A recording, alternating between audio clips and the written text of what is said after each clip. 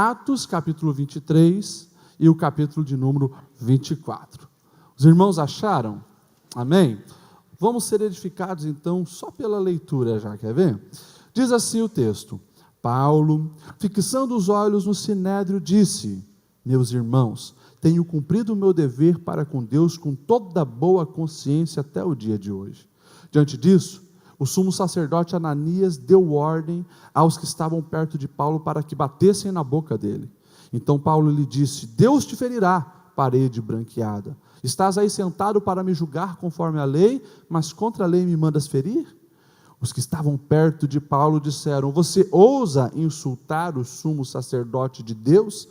E Paulo respondeu: irmãos, eu não sabia que ele era o sumo sacerdote, pois está escrito: não fale mal de uma autoridade do seu povo. Então Paulo, sabendo que alguns deles eram saduceus e outros fariseus, bradou no sinédrio: irmãos, eu sou fariseu, filho de fariseu, estou sendo julgado por causa da minha esperança na ressurreição dos mortos. Dizendo isso, surgiu uma violenta discussão entre os fariseus e os saduceus, e a assembleia ficou dividida. Os saduceus dizem que não há ressurreição, nem anjos, nem espírito, mas os fariseus admitem todas essas coisas.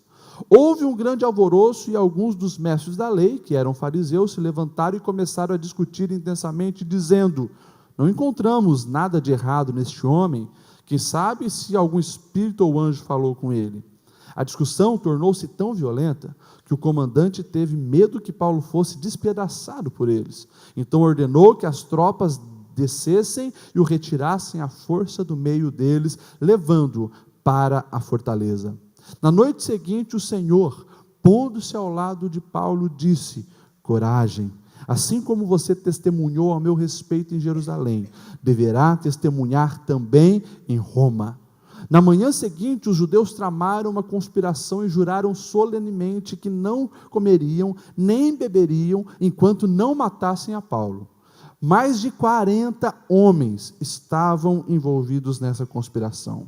E dirigindo-se aos chefes dos sacerdotes e aos líderes dos judeus, disseram: juramos solenemente, sob maldição, que não comeremos nada enquanto não matarmos Paulo. Agora, portanto, vocês e o sinédrio peçam ao comandante que faça comparecer diante de vocês com o pretexto de obter informações mais exatas sobre o seu caso.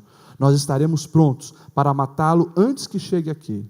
Entretanto, o sobrinho de Paulo, filho de sua irmã, teve conhecimento dessa conspiração. Foi à fortaleza e contou tudo a Paulo, que, chamando-o do centurião, disse: leve este rapaz ao comandante, ele tem algo para dizer. Assim ele o levou ao comandante. Então disse o centurião: Paulo, o prisioneiro, chamou-me, pediu-me que trouxesse este rapaz, pois ele tem algo para te falar. E o comandante tomou o rapaz pela mão, levou-o à parte e perguntou: o que você tem para me dizer? E ele respondeu: os judeus planejam pedir-te que apresentes Paulo ao sinédrio amanhã, sob o pretexto de buscar informações mais exatas a respeito dele. Não te deixes convencer, pois mais de 40 deles estão preparando uma emboscada contra Paulo. Estes juraram solenemente não comer nem beber enquanto não o matarem. Então, estão preparados agora, esperando que prometas atender o pedido deles. O comandante despediu o rapaz e recomendou-lhe: não diga a ninguém que você me contou isso. Então ele chamou 2 do seu centurião e ordenou-lhes: preparem um destacamento de 200 soldados, 70 cavaleiros, 200 lanceiros, a fim de irem para Cesareia esta noite às 9 horas. Providenciem montarias para Paulo e leve-no em segurança ao governador Félix.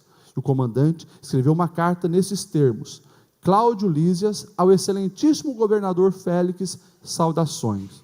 Este homem foi preso pelos judeus, que estavam prestes a matá-lo, quando eu, chegando com minhas tropas, o resgatei, pois soube que ele é cidadão romano. Querendo saber por que o estavam acusando, levei ao sinédrio deles. Descobri que ele estava sendo acusado em questões acerca da lei deles, mas não havia contra ele nenhuma acusação que merecesse morte ou prisão. Quando fui informado de que estava sendo preparada uma cilada contra ele, enviei-o imediatamente a vossa excelência. Também ordenei que os seus acusadores apresentassem a vossa excelência aquilo que tem contra ele. Os soldados, cumprindo o seu dever, levaram Paulo durante a noite e chegaram a Antipátride. No dia seguinte, deixaram a cavalaria prosseguir com ele e voltaram para a fortaleza. Quando a cavalaria chegou a Cesareia, deu a carta ao governador e lhe entregou Paulo. O governador leu a carta e perguntou de que província era ele. Informado de que era da província da Cilícia, disse: ouvirei seu caso quando os seus acusadores chegarem aqui. Então, ordenou que Paulo fosse mantido sob custódia no palácio de Herodes. Capítulo 24. 5 dias depois, o sumo sacerdote Ananias desceu a Cesareia com alguns dos líderes dos judeus e um advogado chamado Tértulo, os quais apresentaram ao governador as suas acusações contra Paulo. Quando Paulo foi chamado, Tértulo apresentou a sua causa a Félix, dizendo: temos desfrutado de um longo período de paz durante o teu governo, e o teu providente cuidado resultou em reformas nessa nação. Em tudo e em toda parte, excelentíssimo Félix, reconhecemos esses benefícios com profunda gratidão. Todavia, a fim de não tomar-te mais tempo, eu peço-te o favor de ouvir-nos apenas por um pouco mais. Verificamos que este homem é um perturbador que promove tumulto entre os judeus pelo mundo todo. Ele é o principal cabeça da seita dos nazarenos e tentou até mesmo profanar o templo. Então, o prendemos e quisemos julgá-lo segundo a nossa lei. Mas o comandante Lísias interveio com muita força e o arrebatou das nossas mãos e ordenou que os seus acusadores se apresentassem. Se tu mesmo o interrogares, poderás verificar a verdade a respeito de todas essas acusações que estamos fazendo contra ele.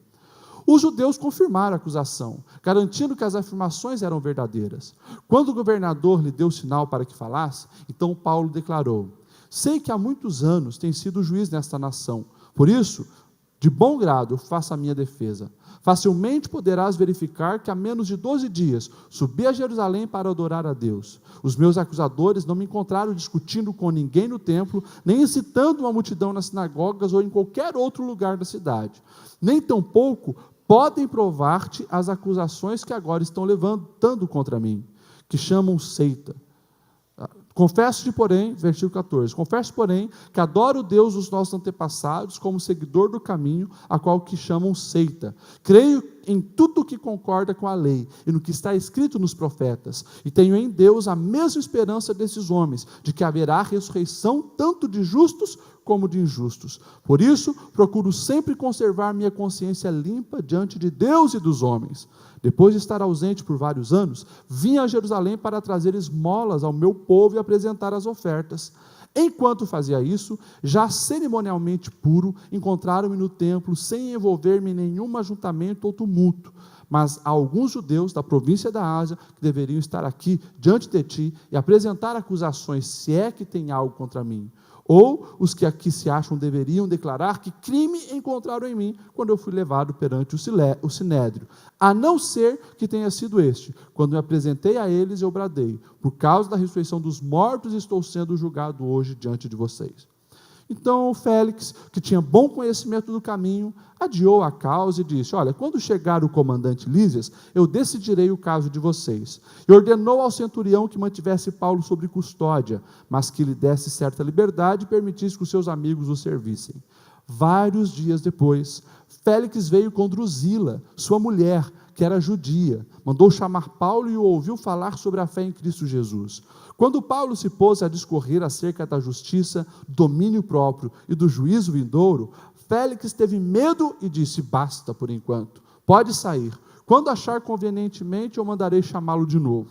Ao mesmo tempo, esperava que Paulo lhe oferecesse algum dinheiro, pelo que mandava buscá-lo frequentemente e conversava com ele. Passado 2 anos, Félix foi sucedido por Pórcio Festo. Todavia, porque desejava manter a simpatia dos judeus, Félix deixou Paulo na prisão. Amém? Texto longo, né? Quase cansativo, mas importante nós lermos todo ele para entendermos o que estava se passando. Lembrando que na semana que nós falamos sobre Atos capítulo 21 e 22, nós vimos que Paulo, ele, depois da sua segunda grande viagem missionária, se despede do povo, vem para Jerusalém, mesmo sabendo que corria risco. Paulo estava ameaçado, ele vem para Jerusalém. O que acontece? Quando os judeus vê aquele que eles perseguiam, que já ouviam falar que estava todo mundo, trazendo os judeus para o caminho dos cristãos, para a seita que eles chamavam dos nazarenos, falaram, vamos pegar e matar esse cara agora. Pegam Paulo, começam a linchá-lo, bater em Paulo, até que esse Lísias, que era um comandante do exército romano, vê aquele tumulto na cidade de Jerusalém, vai lá, intervém, tira Paulo da mão dos judeus. Quando Paulo está sendo levado ali para a fortaleza era aquela fortaleza Antônia, aquela fortaleza que ficava anexada ao templo e aquela fortaleza onde próprio Jesus havia sido condenado alguns anos antes. Agora Paulo estava sendo levado lá para a fortaleza, que justamente quando acontecia esses tumultos, o prisioneiro era levado lá para ficar protegido. No alto da escada, Paulo pede a palavra, faz aquele discurso em aramaico. Quando o povo de Jerusalém vê Paulo falando de aramaico, fica quietinho, ouve, mas depois volta a querer pegá-lo, matá-lo.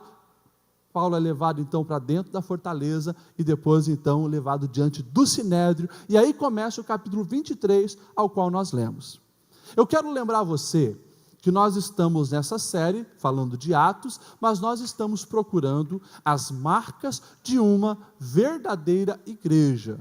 Eu lembro você que nos nossos dias nós temos que estar atento, para não sermos confundidos.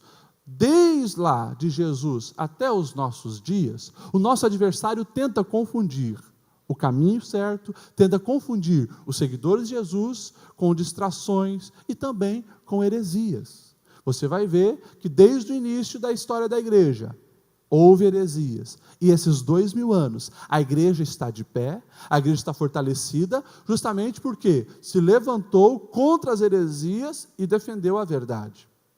Mais uma vez, nós vamos ver que nos nossos dias, vivemos tempo onde as heresias têm se infiltrado dentro da igreja. Vivemos dias onde nós olhamos para a realidade gospel, aí fora, e nós conseguimos ver que não tem nada a ver com o verdadeiro evangelho pregado e ensinado por Jesus. Consequentemente, eu sou a igreja, você é a igreja, nós precisamos sondar o nosso coração, para que nós venhamos, ao analisar, ver se nós estamos sendo uma verdadeira igreja, se estamos seguindo o passo de Jesus, se estamos seguindo o passos dos apóstolos que aprenderam com Jesus e que também seguiram o caminho certo. E o livro de Atos, que fala da igreja primitiva, é a maior e melhor fonte da igreja do primeiro século. Nós precisamos beber nessa fonte, olhar para essas histórias e aprender. Por isso nós estamos falando de marcas de uma verdadeira igreja, e já falamos, já passou de 100 marcas que nós falamos da verdadeira igreja. Hoje nós vamos aqui ver mais algumas marcas, baseado nessa história e nesse relato que nós temos aqui. Primeira marca de uma verdadeira igreja, que já está ali no primeiro versículo do capítulo 23, é quando Paulo, então, está diante do Sinédrio. Já falei para vocês o que era o Sinédrio. Sinédrio era aquela reunião onde a liderança dos judeus se reuniam. Era formada principalmente por saduceus e fariseus. Estavam ali, pelo menos, 71 pessoas, eram 69 dos principais, e mais, geralmente, o sumo sacerdote e o segundo sacerdote ficavam ali. 71 homens que julgavam as causas do povo judeu, estavam ali. Paulo é levado diante deles mais uma vez, e agora Paulo faz questão de olhar bem nos olhos deles, e olha o que Paulo diz, sendo acusado de um monte de coisa. Paulo diz: meus irmãos, eu tenho cumprido o meu dever para com Deus, com toda boa consciência até o dia de hoje. Um verdadeiro cristão, quem tem a marca de ser uma verdadeira igreja, vive, caminha, anda com uma boa consciência. Uma boa consciência, que é fruto de quê? Fruto de uma conduta irrepreensível. Paulo faz questão que tem boa consciência diante de Deus, ou seja, Paulo estava dizendo: eu estou em paz com Deus. Por mais que aqueles que estão dizendo que são representantes de Deus, aqueles que estão aí dizendo que são os justos dos nossos tempos, estão me acusando, estão me difamando, estão me condenando e me agrediram, porque Paulo tinha sido espancado. Ele está dizendo: eu sei que com Deus eu estou muito bem. Isso aqui é fundamental para uma vida equilibrada, para ser representante de Cristo, para sim ser uma verdadeira igreja. Irmãos, precisamos estar em paz com Deus. Nós temos falado dos tempos que nós vivemos, o tempo do aparentar. As pessoas não estão preocupadas em estar de bem com Deus, estão preocupadas em estar de bem a sua reputação diante dos homens, querem receber o aplauso dos homens, não estão preocupadas com o aplauso dos céus. A boa consciência que precisa permear os verdadeiros seguidores de Cristo, começa com ter paz com Deus, desfrutar da paz de Deus e, consequentemente, paz consigo mesmo. Em tempos onde nós temos visto o liberalismo entrar na igreja, as pessoas pegam partes da Bíblia que lhes são úteis, partes da Bíblia onde vão embasar o seu comportamento e fazem doutrinas de textos isolados. Para quê? Para que a sua consciência, às vezes, esteja dizendo: não, eu estou obedecendo a Bíblia, mas sabe que está totalmente fora do contexto e totalmente fora da vontade de Deus. Nós vemos em tempo onde as pessoas estão preocupadas muito mais com a sua aparência, estão mais preocupadas com o que os outros vão pensar de si mesmo. Nós precisamos entender que a vida em abundância que o Senhor nos promete e deseja que nós venhamos viver, começa com isso, uma boa consciência com Deus, sabendo que nós estamos em paz com Deus. Não vai haver descanso para a alma, não vai haver equilíbrio emocional, não vai haver prosperidade divina nas nossas vidas, enquanto nós não estivermos com uma boa consciência com Deus, que é fruto do quê? Fruto da obediência à palavra de Deus. Como é que eu faço, pastor, então, para ter uma boa consciência com Deus? Simples, olha para Jesus, ouça as suas palavras, siga os seus passos, obedeça a sua voz, você vai ter uma boa consciência com Deus. Consequentemente, você vai conseguir alicerçar a sua vida na rocha. Não vai ser na areia, qualquer vento, qualquer chuva se vai. Quando Paulo foi ensinar Timóteo, ele escreve na primeira carta a Timóteo, capítulo 1, verso 18 e 19, ele diz: Timóteo, combate o bom combate, olha só, como? Mantendo a fé e a boa consciência, que alguns rejeitaram e por isso naufragaram. Todos nós temos uma voz interior, a consciência, que diz que nós estamos no caminho certo, no caminho errado.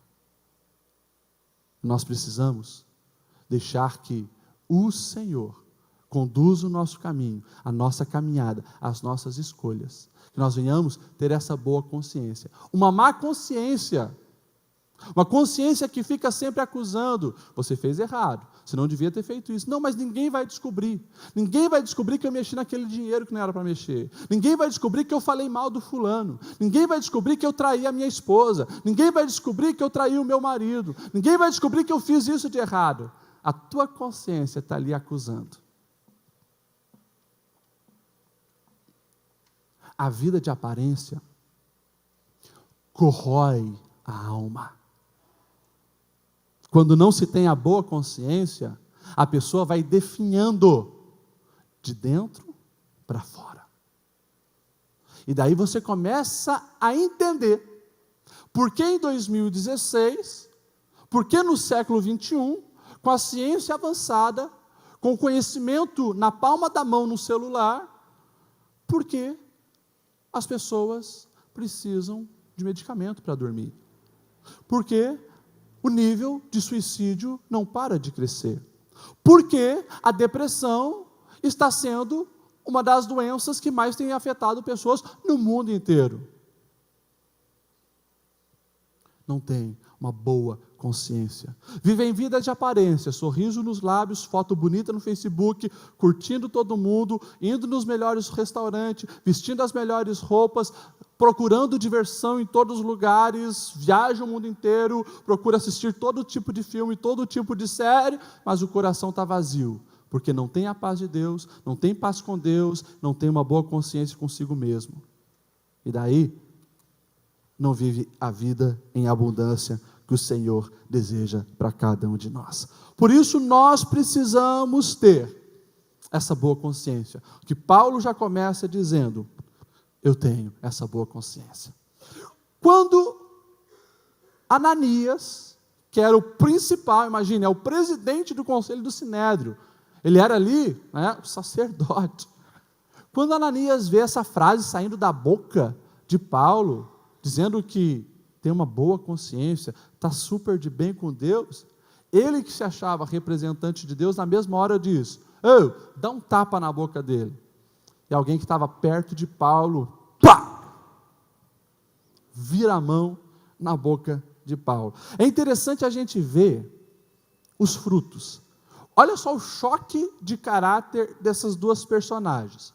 Paulo havia sido já espancado no dia anterior, estava preso, levado diante do Sinédrio para mais uma vez ser acusado, e ele começa chamando aqueles que estavam acusando de meus irmãos.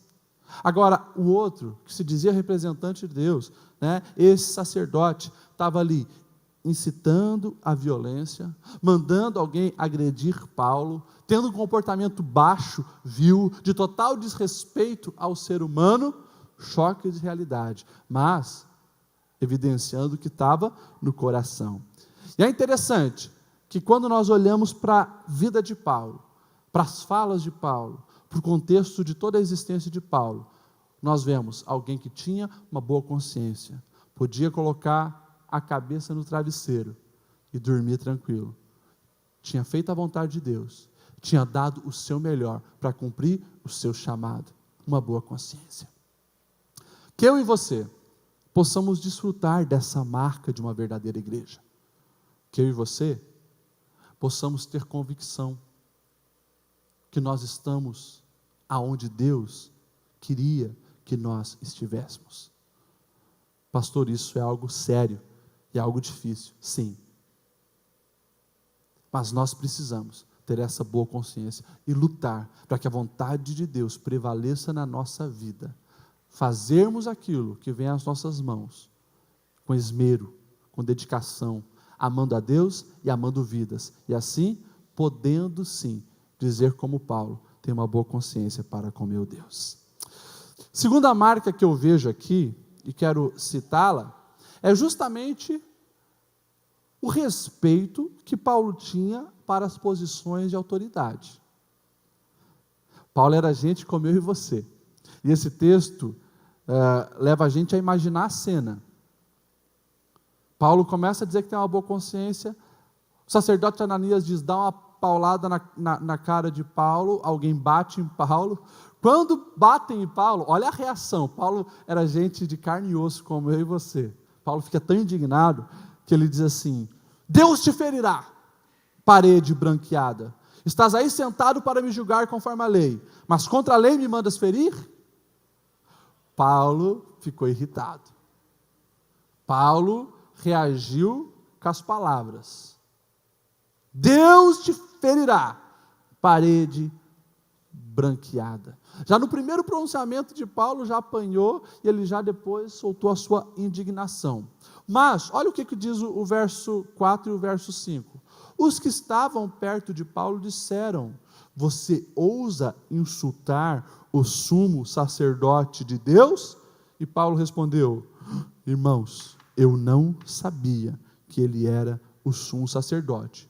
Daí ele foi para a palavra, pois está escrito: não fale mal de uma autoridade do seu povo. Aquela figura trouxe ódio no coração de Paulo, mas quando ele reconheceu que era uma autoridade, ele pediu desculpa sobre aquilo que ele tinha falado. É interessante, quando Paulo perde as estribeiras, e é claro que isso aconteceu com Paulo, não acontece comigo e com você, Só o Paulo perdeu as estribeiras e falou no impulso. É interessante a expressão que ele fala, parede embranquecida. Alguns estudiosos, eles já trazem algumas outras coisas a respeito da vida de Paulo. Alguns chegam a dizer que aquele espinho na carne que Paulo tinha era uma doença que o prejudicava na visão, porque uma das igrejas que ele visitou falou: olha, se pudesse, Paulo, nós tirávamos os nossos olhos e davam para você. Mas a maioria dos teólogos, ao interpretar esse texto, diz que a mesma ideia que quando nós vemos Jesus, chamando os hipócritas religiosos da sua época de sepulcros caiados. Por que sepulcros caiados? Sepulcro caiado era uma forma que naquela época as pessoas faziam para identificar quem estava impuro, contaminado. A gente sabe que para o povo judeu, qualquer contato com um defunto, ele estaria ali impuro e teria que se purificar. Então o que os judeus faziam? Eles colocavam cal nos sepulcros e deixavam eles branquinhos, porque se alguém encostasse, já se percebia ali: puxa, encostei, estou impuro, preciso me purificar. Mas era algo aparente que lá dentro, o que tinha? Ossos podres, vermes comendo a carne, por fora branquinho, mas por dentro totalmente podre. Era uma ideia de hipocrisia, uma ideia de falsidade, porque por fora era maravilhosamente branco, mas por dentro estava totalmente podre. Como diziam os antigos, tinha um ditado que falava: por fora, bela viola, por dentro, pão bolorento, quando era uma pessoa falsa. Era mais ou menos essa ideia, que Paulo estava ali agora chamando o sacerdote. E ele diz: Deus te ferirá, parede embranquecida. O que Paulo queria dizer? Você está nessa posição, mas eu acho que tu não merece estar nessa posição. Age com falsidade, totalmente longe de Deus. Paulo estava ali denunciando uma autoridade como farsante. Mas é interessante que quando Paulo é alertado, ele é o sumo sacerdote, na mesma hora, Paulo então diz: irmãos, eu não sabia que ele era o sumo sacerdote. Alguns pensam que Paulo estava sendo irônico, porque a atitude daquele homem não condizia com o sumo sacerdote. E alguns historiadores vão dizer que até mesmo essa fala de Paulo, ao dizer Deus te ferirá, depois se cumpre, literalmente, porque nós vamos ver esse sumo sacerdote, ele sendo assassinado pelos judeus no ano de 66, quando os judeus estavam armando um motim para se rebelar contra o exército romano, e descobre que esse sacerdote tinha vínculo com os romanos, no sentido de favorecimentos, de propinas, de corrupção, e ele é assassinado. Mas o que é uma marca de uma verdadeira igreja, que nós podemos olhar e aprender com isso? É saber que nós precisamos respeitar cargos de autoridade, mesmo na nossa indignação. Falou mal, volte atrás, se humilha, peça perdão. Isso não é feio para ninguém, mas nós precisamos entender aquilo que a palavra diz. Não há autoridade constituída que o Senhor não abençoou, que o Senhor não deu esse cargo, e nós precisamos entender essas realidades. Depois, no verso 21, nós vamos ver ali algo maravilhoso acontecendo. No meio do sinédrio, Paulo, ele usa da sua sabedoria e da sua perspicácia. Paulo, ele tinha sua malandragem. Quando Paulo faz a leitura daqueles 71 homens, vê que metade praticamente fariseu, outra metade saduceu, sabendo da teologia deles, que os saduceus não acreditavam em anjos, não acreditavam em demônios, não acreditavam em ressurreição de mortos, os saduceus não acreditavam em nada disso. Em contrapartida, os fariseus acreditavam. Ele grita: irmãos, eu sou fariseu, sou filho de fariseu, e eu estou sendo condenado aqui porque acredito na ressurreição dos mortos. Quando ele falou isso, não mentiu, ele cria que Jesus tinha sido ressurreto dos mortos. Quando ele fala isso, o fogo acende, o sinédrio fica dividido, um começa ali a discutir com o outro, e o texto diz que eles foram para cima de Paulo, e o comandante teve que intervir, parar aquele encontro, porque o texto diz que Paulo ia ser despedaçado. Eu imagino cada um puxando de um lado, né, um puxando a perna, um puxando o braço, outro puxando a cabeça. Ele tem que intervir junto com os soldados romanos, levam novamente Paulo para a fortaleza, e ali então encerra aquela reunião no Sinédrio. Lá na fortaleza, Paulo provavelmente estava triste, porque é gente como nós, abatido. O verso 11 fala algo maravilhoso. Na noite seguinte, o Senhor, pondo-se ao lado dele, disse: Paulo, coragem, assim como você testemunhou ao meu respeito em Jerusalém, deverá testemunhar também em Roma. Paulo, naquela altura, ele era o homem mais odiado pelos judeus. A gente vê, depois dessa confusão no Sinédrio, o que eles fazem? Pelo menos 40 homens fazem um propósito de matar Paulo. E eles dizem: gente, nós não vamos comer, nós não vamos beber, nós não vamos cultuar, nós não vamos sossegar enquanto nós não matarmos esse Paulo, odiado. Paulo viu o que aconteceu lá no Sinédrio e pela segunda vez foi salvo na hora, como diz, né, salvo pelo gongo, da mão dos judeus que iriam matá-lo novamente. O Senhor aparece para ele, dizendo: filho, coragem. E aqui é marca e privilégio só de quem é verdadeiramente igreja. Tem o auxílio de Deus em todos os momentos. Momento difícil, momento angustiante, momento opressor na vida de Paulo, o Senhor estava ao seu lado. E o que o Senhor Jesus vem fazer? Vem encorajar Paulo. O que o Senhor Jesus vem fazer? Vem trazer aprovação para Paulo. Paulo, do jeito que você testemunhou aqui, desse jeito, com essa coragem, com essa ousadia, você vai testemunhar ao meu respeito lá em Roma. E aqui Paulo tem uma garantia, que não ia morrer ali em Jerusalém. Uma garantia de que não ia morrer ali pelas mãos dos judeus. Paulo tem uma certeza, que o Senhor iria levá-lo até em Roma. E a gente vai ver que lá na frente, nos capítulos para frente, quando Paulo está no barco, que vem uma tempestade, acontece o naufrágio, Paulo já tinha certeza: gente, eu vou chegar até em Roma, nós não vamos morrer. Quando está na ilha de Malta, uma cobra pica, mas ele sabe que não vai morrer, porque ele está firmado na palavra de Deus. O Senhor prometeu para ele que ele iria a Roma, ele tinha essa convicção. Algo para nós aprendermos aqui nessa passagem.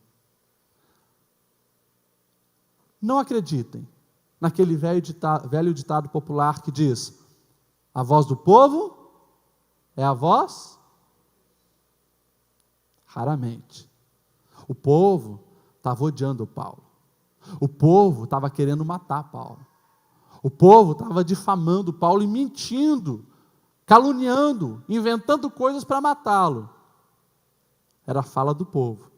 Deus se posicionou diante dele e disse: filho, estou aqui contigo, você está no caminho certo, tenha coragem. Do jeitinho que você fez aqui, você vai fazer em Roma. Não acreditem que a voz do povo é a voz de Deus. Raramente isso acontece. Na maioria das vezes, ser cristão, ser igreja, é remar contra a correnteza.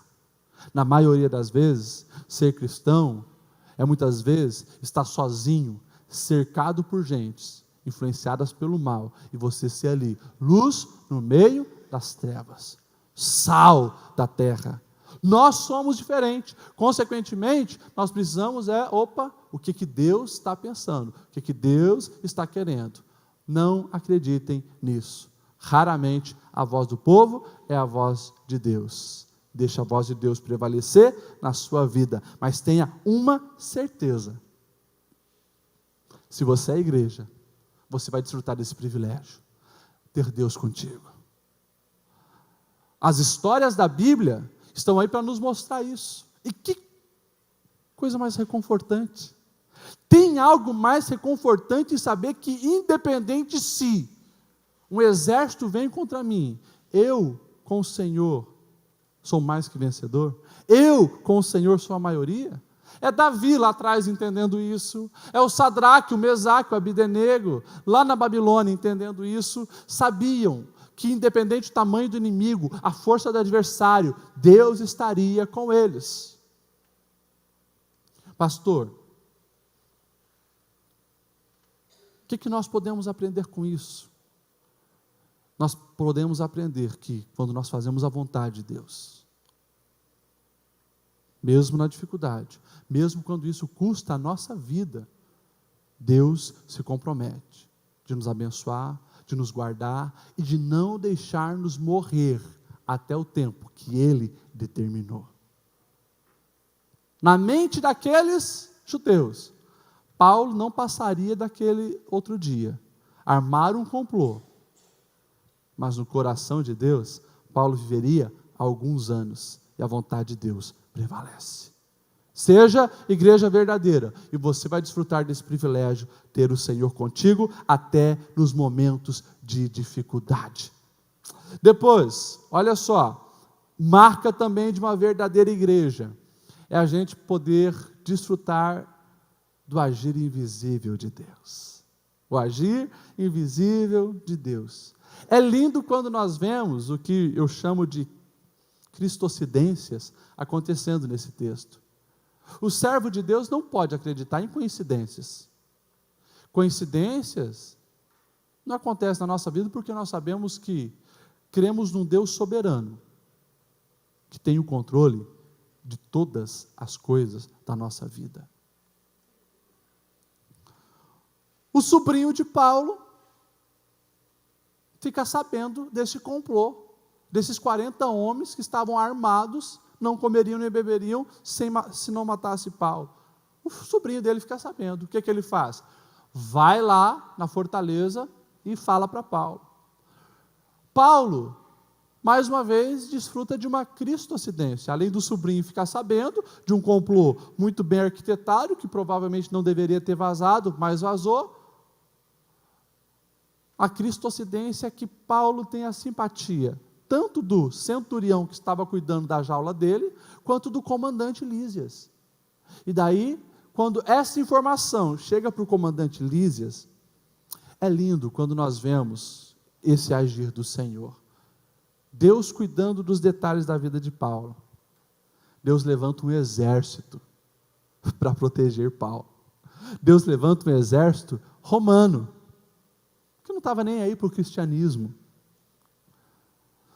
Olha só, o comandante Lísias diz para o centurião, para 2 centurião, vocês são chefe de 100, centurião, chame o seu grupo, arrumem mais 70 cavaleiros e mais 200 lanceiros.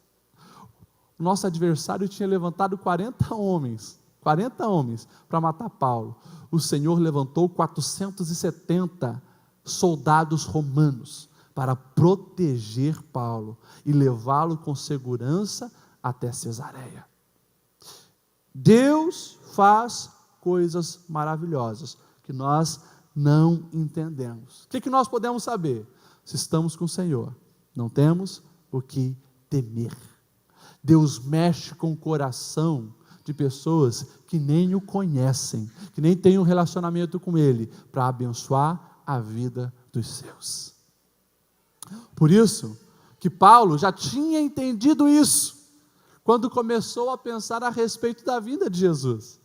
E daí ele vai dizer, quando veio a plenitude dos tempos, o Senhor chegou. Na plenitude dos tempos da história da humanidade, Jesus nasceu, o nosso Salvador. Daí a gente para pensar, como assim a plenitude dos tempos? E a gente começa a entender que os judeus já tinham preparado todo o terreno com as promessas da vinda do Messias, tinham divulgado isso. Todo o Antigo Testamento estava ali registrado. Jesus veio e cumpriu. A gente vai ver o exército grego antes do Império Romano. Nós vamos ver os gregos, implementando o helenismo.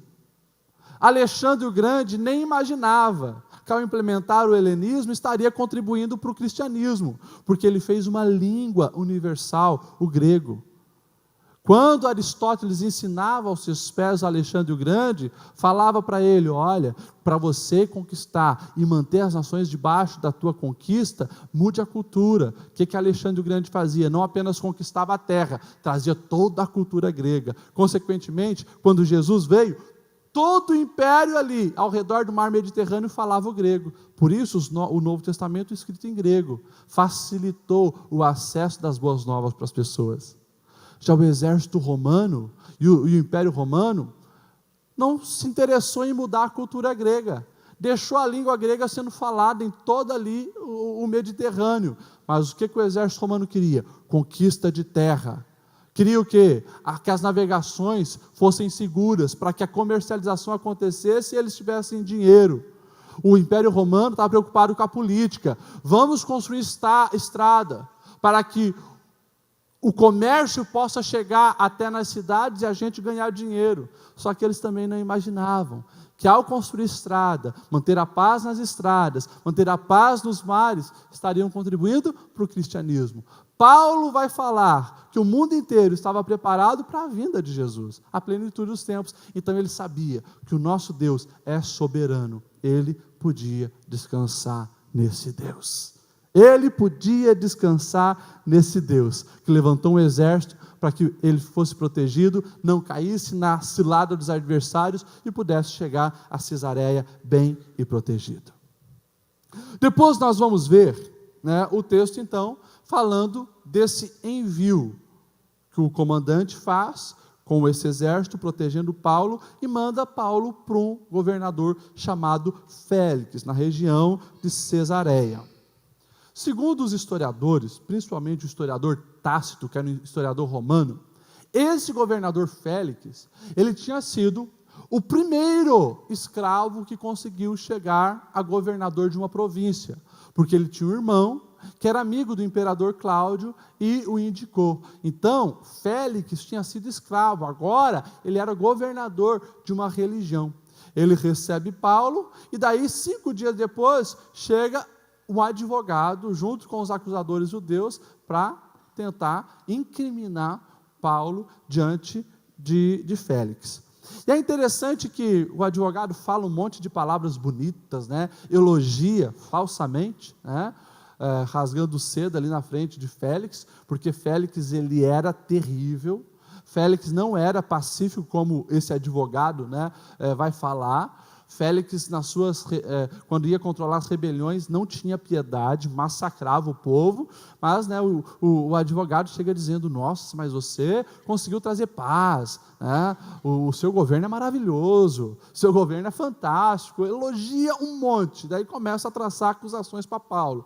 Olha, tem causado rebelião, tem divulgado aí essa seita, tem causado tumulto, fez um barraco lá no templo, só que nada disso era verdade. Depois, quando Paulo então tem a oportunidade de falar, Paulo desconstrói todos os argumentos do adversário, e é interessante que Paulo fica algum tempo ali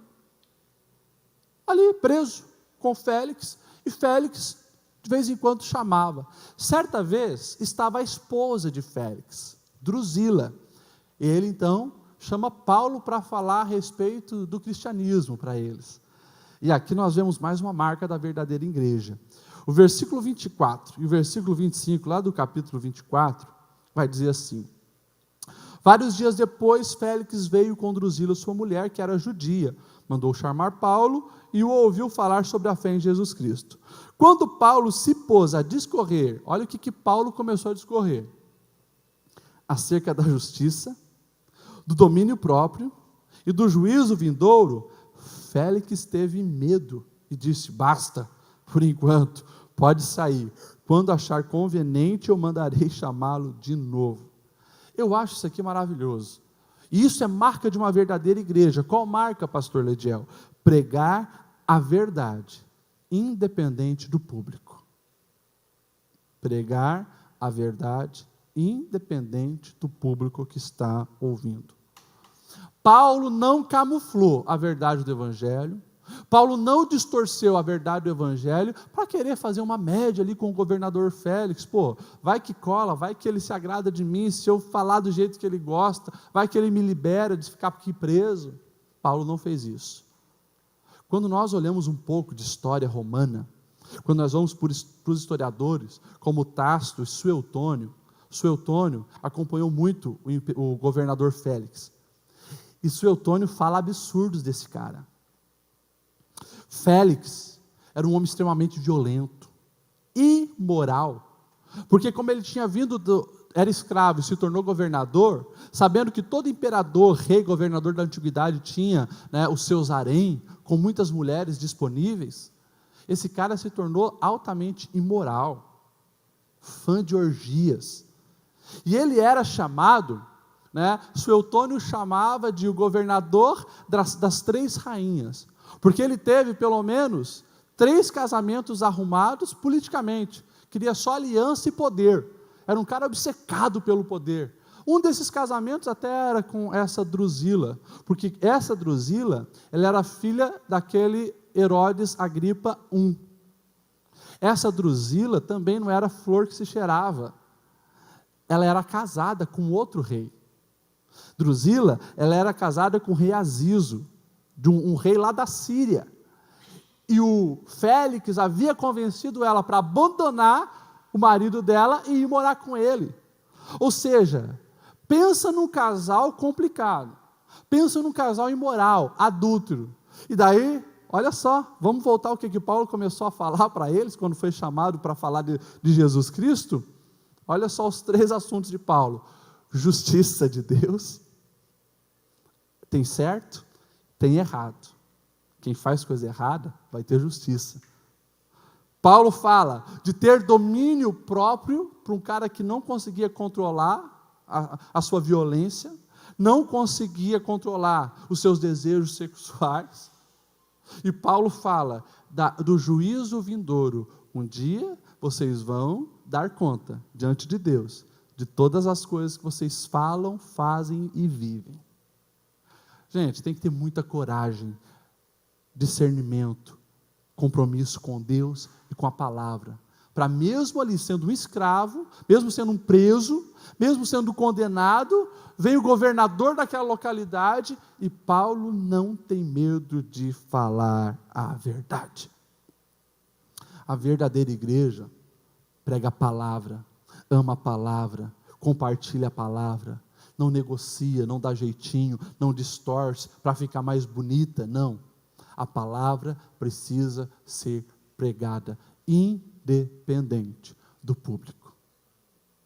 Às vezes, a gente não prega a palavra, ou camufla a palavra, não, eu vou pegar leve para manter a amizade. Não estou falando para ser aqueles crentes malucos também, que já chega com o dedão na cara das pessoas, não é isso. Mas a gente não pode negar a palavra, distorcer a palavra. A gente precisa pregar a palavra de Deus. Qual foi o resultado disso? Olha o verso 25. Félix, o governador, ficou com medo do que aquele prisioneiro estava falando. E disse: basta, por favor, para. Num outro momento, eu vou te chamar para você continuar. A autoridade inverte. Deus deu tanta graça, tanta autoridade, quando viu um homem comprometido com a sua verdade, que o próprio governador ficou assustado e ficou com medo. O tempo passou para a gente finalizar. A última marca que eu coloquei aqui, de uma verdadeira igreja: não compactua com a corrupção do mundo. Olha aí o verso 26, o que diz.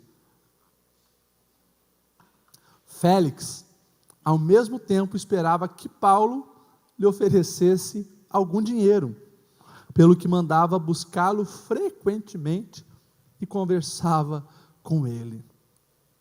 Olha aí, a tentação de se tornar corrupto, a tentação de corrupção batendo na porta de Paulo. O cara era governador, podia soltar ou manter Paulo quando ele bem quisesse. E ele, provavelmente, o texto diz que quando Paulo falou para se defender, Paulo disse: eu Fui para Jerusalém para levar oferta, levar dinheiro, ajudar os judeus necessitados. Provavelmente aquilo ficou matutando na mente desse governador corrupto. E ele imaginou, poxa, eu posso, quem sabe, me dar bem com esse cara também. Quem sabe ele pode aí molhar a minha mão, e eu solto ele, a gente faz uma troca aqui, né, de favores. Ele me dá dinheiro, eu libero ele. Paulo não aceitou. O texto diz, o último versículo diz, que por birra, para manter também o vínculo que Félix tinha com os judeus, mantém Paulo 2 anos encarcerado. 2 anos. Paulo fica preso por não negociar e aceitar as propostas indecentes do mal. Isso aqui é marca de um verdadeiro cristão, marca de uma verdadeira igreja. Não podemos compactuar com a corrupção do mundo. Não importa o que for te oferecer, vale a pena pagar o preço e ficar firme com o Senhor. Por mais que as consequências às vezes não são tão boas. Pode ter prisão, 2 anos preso, mas vale a pena. Se tivermos recebendo o aplauso do céu, se tivermos sendo uma verdadeira igreja, vale a pena. Amém? Vamos se colocar em pé.